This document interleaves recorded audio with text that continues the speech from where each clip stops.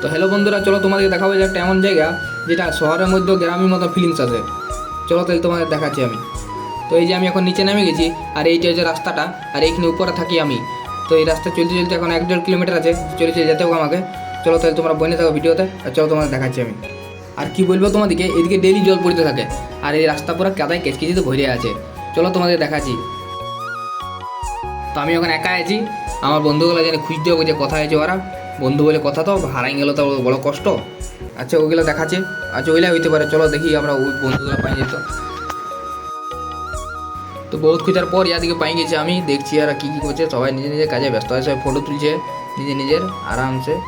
আমি বলি চল আমার সঙ্গে ওই ক্রিকেটে ফটো তোর তুলে এলে। আমি না, তো আমি একা এলাম। এই তামাল আছে, তামাল সঙ্গে হাতটা মিলিয়ে আইলি বলি। বহুতক্ষণ পরে দেখা হলো, বাপ কোথায় ছিলি এতদিন।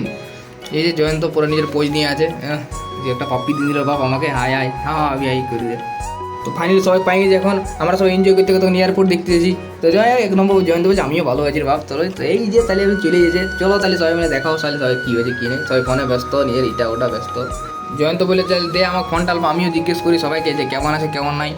এই যে তাহলে ও দেখা দিয়ে আরম্ভ করে দিল সবাইকে ভিডিও বুঝলে। এখানে আছে তামালের টেনশন হয়ে যায়, কী করে প্লেন দেখবো আমি। এখানে তো বহুত বড় পাঁচির দেওয়া আছে, তো পুরো একদম টেনশন নিয়ে নিয়েছি আমরা।